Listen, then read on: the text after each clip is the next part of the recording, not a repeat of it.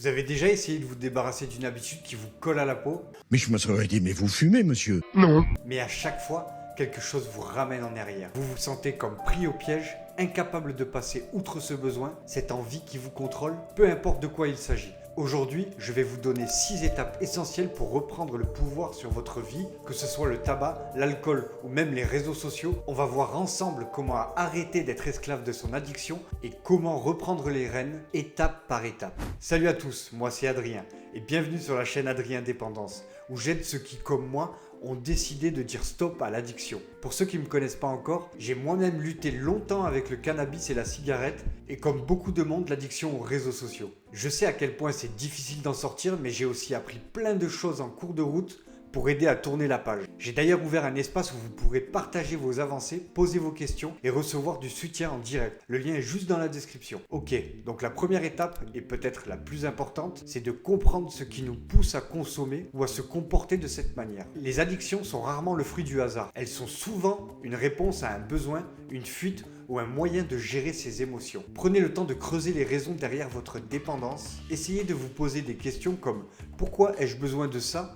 à ce moment-là, qu'est-ce que ça m'apporte réellement? Ce genre d'analyse, même si elle n'est pas évidente au début, peut changer toute votre vision de l'addiction. La deuxième étape, c'est de désamorcer le réflexe de consommation par la pleine conscience. Ça va consister à désamorcer ce réflexe presque automatique qui nous pousse vers notre addiction dès qu'on ressent une émotion inconfortable. Pour ça, la pleine conscience peut être une arme puissante. Quand vous sentez l'envie venir, au lieu de foncer la tête baissée, prenez un moment, respirez profondément. Concentrez-vous sur le moment présent. Dites-vous, ok, là j'ai envie de consommer, mais pourquoi? Est-ce que je suis stressé, triste ou est-ce que je m'ennuie juste? Le but est de reprendre la main, d'être dans la maîtrise plutôt que dans la réflexion. Si vous parvenez à identifier cette sensation sans y céder, petit à petit, ce réflexe va perdre de sa force. La troisième chose, c'est d'établir une routine de soutien. On sous-estime souvent la puissance de la routine pour sortir d'une addiction. Pourquoi? Parce que le cerveau adore les habitudes. Mais pour changer une habitude, il faut également créer un cadre très solide autour. Ça veut dire quoi? Remplissez votre emploi du temps avec des activités positives, que ce soit faire du sport, de la méditation, des sorties, des repas entre amis. L'idée ici est de ne pas laisser de place au vide, car le vide, il est super dangereux, surtout quand on combat une addiction. Vous pouvez également intégrer des rituels, comme un moment de gratitude le matin, ou écrire un journal de bord chaque soir pour suivre vos progrès.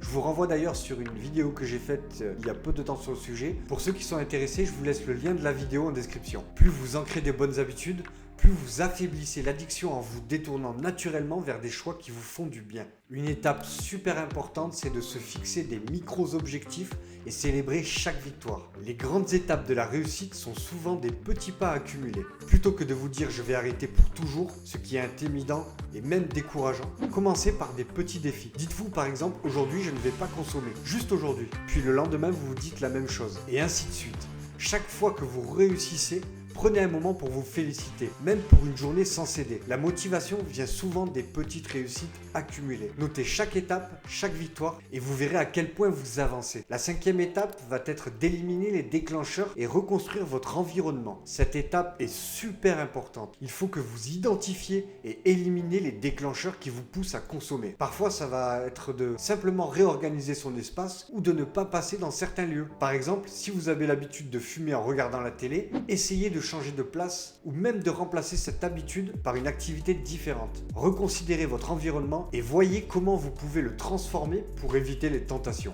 C'est aussi valable pour les gens. Parfois, on se rend compte que certaines relations sont toxiques et qu'elles nous ramènent sans cesse à notre dépendance. C'est dur, mais un vrai changement passe souvent par là. Et la sixième étape, c'est de se faire accompagner et d'accepter de ne pas le faire seul. Beaucoup d'addicts pensent qu'il faut se battre seul contre l'addiction, mais en réalité, c'est souvent un chemin plus facile à parcourir avec du soutien. Que ce soit avec un ami de confiance, un thérapeute ou un groupe de soutien, le fait de parler, de partager ses difficultés, de se sentir compris, ça change clairement tout. Se faire accompagner, ça peut paraître une faiblesse, mais en réalité, c'est une vraie force. En fait, personne n'a dit qu'on devait tout affronter solo, et bien souvent, c'est avec un soutien qu'on se sent plus léger, qu'on prend du recul et qu'on avance plus sereinement. Donc n'hésitez pas à chercher l'aide qu'il vous faut, que ce soit un proche ou un professionnel. Voilà. Ce sont les 6 étapes pour se libérer de l'addiction et reprendre le pouvoir sur sa vie. Rappelez-vous, c'est un parcours qui demande du temps, de la patience et de la bienveillance envers soi-même. Chaque petit progrès compte,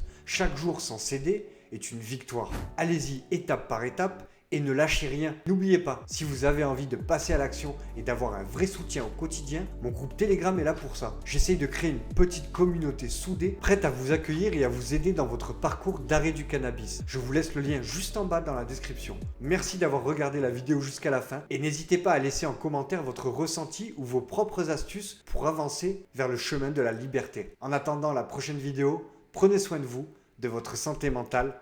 À très bientôt.